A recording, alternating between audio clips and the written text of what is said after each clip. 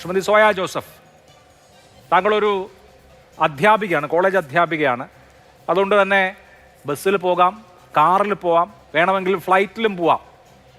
അതിനുള്ള സാമ്പത്തിക ശേഷിയുണ്ട്.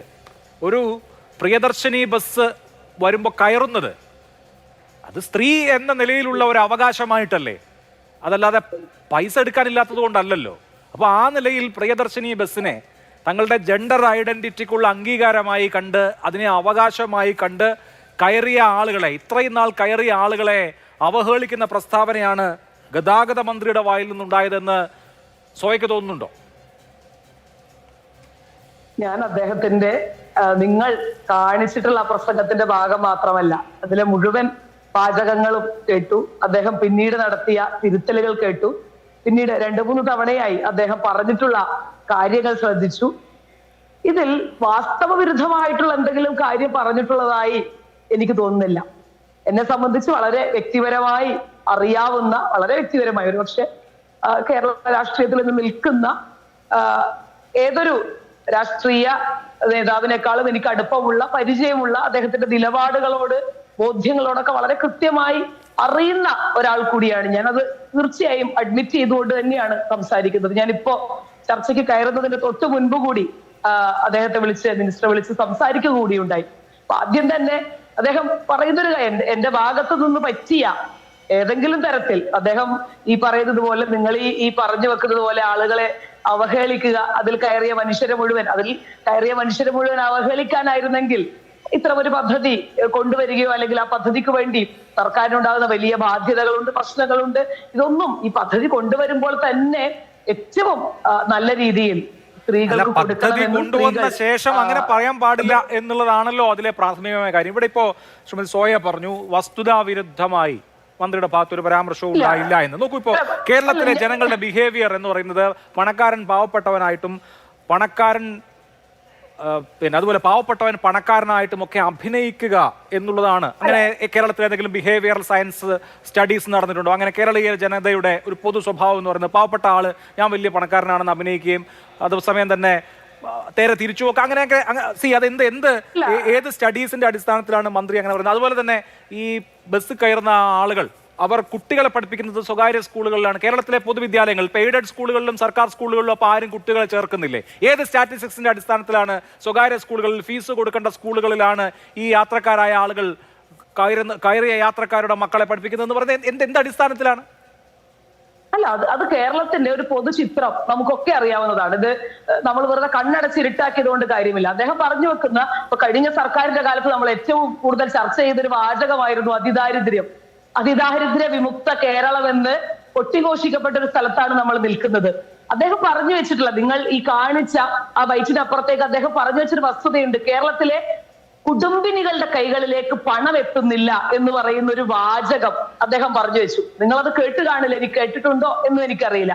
സ്ത്രീകളുടെ കൈകളിലേക്ക് പണം എത്തുക എന്ന് പറയുന്നത് വളരെ പ്രധാനപ്പെട്ട ഒരു കാര്യമാണ്.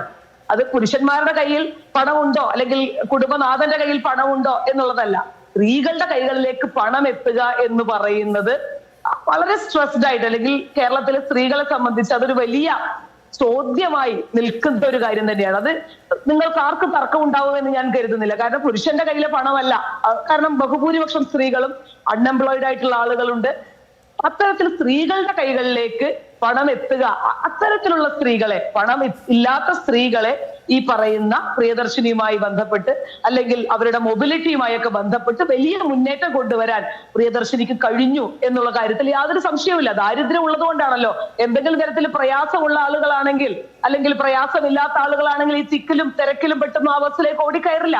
അപ്പൊ അവർക്ക് പ്രയാസമുള്ളത് കൊണ്ടാണ് സ്ത്രീകളെ സംബന്ധിച്ച് പണം മുടക്കാൻ, അവരുടെ ലിമിറ്റഡ് ആക്സസ് ടു ഈ പറയുന്നത് പോലെ അവരുടെ പണം വളരെ ബുദ്ധിമുട്ടേറിയ പ്രയാസമുള്ള ഒരു ഘടകമായി ഇപ്പോഴും കേരളത്തിലെ സ്ത്രീകൾ നിൽക്കുന്നുണ്ട് എന്നുള്ള കാര്യത്തിൽ തർക്കമില്ല.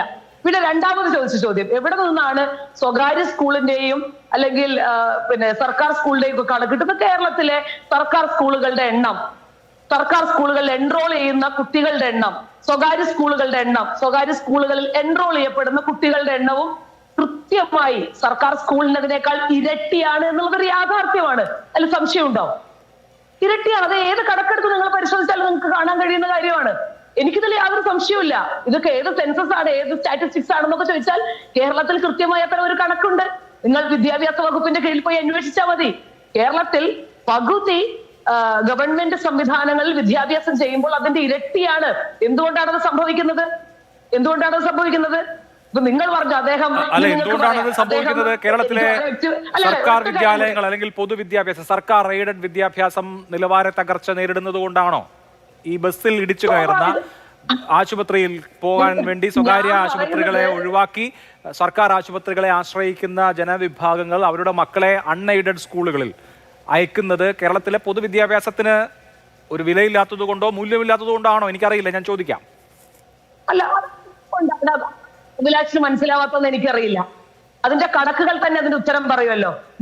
ഞാനും നിങ്ങളും ഒക്കെ ഉൾപ്പെടുന്ന ഒരു സിസ്റ്റത്തെ കുറിച്ച് തന്നെയാണ് പറയുന്നത്. ഇപ്പൊ ഞാൻ ഉൾപ്പെടെ ഇപ്പം അധ്യാപികയായിട്ടുള്ള അനു ടീച്ചർ ഇവിടെ ഇരിക്കുന്നത്. നമുക്കൊക്കെ അറിയാം എന്താണ് യാഥാർത്ഥ്യം എന്നുള്ളതിനെ പറ്റി നമുക്കൊക്കെ അറിയാം. എന്തുകൊണ്ടാണ് ഇതിന്റെ എണ്ണം കൂടുന്നത് എന്ന് നമുക്കൊക്കെ അറിയാം. ഇപ്പൊ ഞാൻ അത് കോൺഗ്രസ് വന്നതുകൊണ്ടോ അല്ലെങ്കിൽ അത് ഇവിടെ CPM ഭരിച്ചത് കൊണ്ടോ ഒന്നുമല്ല. നമ്മുടെ സർക്കാർ സംവിധാനങ്ങളുടെ കുറെ പിടിപ്പുകേടുകൾ അല്ലെങ്കിൽ കുറെ പ്രശ്നങ്ങൾ അതിലുണ്ട് എന്നുള്ളത് യാഥാർത്ഥ്യമാണ്. അപ്പൊ അതുകൊണ്ട് തന്നെയാണ് ഇത്തരത്തിലുള്ള ഒരു എൻറോൾമെന്റ് നടക്കുന്നത്. അതായത് സ്വകാര്യ സ്കൂളിൽ വിടുന്നത് എന്തെങ്കിലും പ്രശ്നമുള്ള കാര്യമാണെന്നോ സർക്കാർ സ്കൂളിൽ വെച്ച്, കാരണം ഒരു മിഡിൽ ക്ലാസിനെ സംബന്ധിച്ച് നമുക്കൊരു 50 കൊല്ലത്തെ ചരിത്രം നോക്കിയാൽ അറിയാം. ഒരു 40 കൊല്ലം മുമ്പ് ആളുകൾക്ക് വീടുണ്ടാക്കുകയായിരുന്നു അവരുടെ പ്രയോറിറ്റി എങ്കിൽ പിന്നീട് അത് അതിന് മുൻപ് അത് ഭക്ഷണമായിരുന്നു, ആളുകൾക്ക് വിശപ്പിന് വേണ്ടിയായിരുന്നു. പിന്നീട് അത് വീടുണ്ടാക്കുക എന്നുള്ളതായി. ഇപ്പോ ഒരു മിഡിൽ ക്ലാസിനെ സംബന്ധിച്ച് തങ്ങളുടെ മക്കളെ നിങ്ങൾ ഈ നാട്ടിലെ വിദ്യാഭ്യാസ ലോണുകളുടെ കണക്കെടുത്ത് മാത്രം പരിശോധിച്ചാൽ മതി. കാരണം ആളുകളെ സംബന്ധിച്ച് എന്ത് വിധേനയും നമ്മുടെ കുഞ്ഞുങ്ങളെ രക്ഷപ്പെടുത്തുക എന്നുള്ളൊരു മാനസികാവസ്ഥയിലാണ് ആളുകൾ ചിന്തിക്കുന്നത്. ഇതിലൊന്നും എന്തെങ്കിലും വസ്തുതാവിരുദ്ധമായിട്ടുള്ള കാര്യം അദ്ദേഹം പറഞ്ഞതായിട്ട് എനിക്ക് ഇതുവരെ തോന്നിയിട്ടില്ല എന്നുള്ളത് തന്നെയാണ്. പിന്നെ അദ്ദേഹത്തിന്റെ 2 മക്കളും എനിക്കറിയാം. അദ്ദേഹത്തിന്റെ ഭാര്യ ഒരു സർക്കാരിന്റെ സംവിധാനത്തിലുള്ള ഒരു ഉദ്യോഗസ്ഥയായിരുന്നു. എന്നിട്ടും അദ്ദേഹത്തിന്റെ 2 കുട്ടികളും സർക്കാർ കോട്ടൺ ഹിൽ സ്കൂളിലാണ് പഠിച്ചത്. എനിക്ക് വ്യക്തിപരമായി അറിയുന്ന ഒരു കാര്യമാണ്. അത് മാത്രമല്ല, ഇന്ന് അവരൊക്കെ ലോകത്തിലെ തന്നെ ഏറ്റവും മികച്ച യൂണിവേഴ്സിറ്റികളിലെ അധ്യാപികമാരും റിസർച്ചർമാരും ഒക്കെ ആയിട്ട് ജോലി ചെയ്യുന്ന ആളുകളാണ്. അപ്പൊ നിങ്ങൾ ഒരാളുടെ നിലപാടിനെ, നിങ്ങൾ ആ തള്ളിക്കയറ്റം എന്നുള്ളൊരു വാക്കുകൊണ്ട് ഒരാൾ എന്ന വാക്കുകൊണ്ട് തള്ളിക്കയറ്റം എന്താ തള്ളിക്കയറ്റം കൊണ്ട് ഉദ്ദേശിക്കുന്നത്? മറ്റ് ബസ്സുകളെക്കാൾ തിരക്കതിലുണ്ട്. അത് സ്വാഭാവികമല്ലേ? ശരി, തള്ളിക്കയറ്റം എന്നുള്ളത് നിഷ്കളങ്കമായ ഒരു വാക്കാണ്. അതുകൊണ്ട് അദ്ദേഹത്തിന്റെ രാഷ്ട്രീയത്തെ റദ്ദാക്കി കളയാൻ കഴിയില്ല എന്നുള്ളതാണല്ലോ പോയിന്റ്. ഓക്കെ, ശരി, ഒരു തരത്തിലും റദ്ദ് ചെയ്യാൻ കഴിയില്ല. ശരി. ശ്രീമതി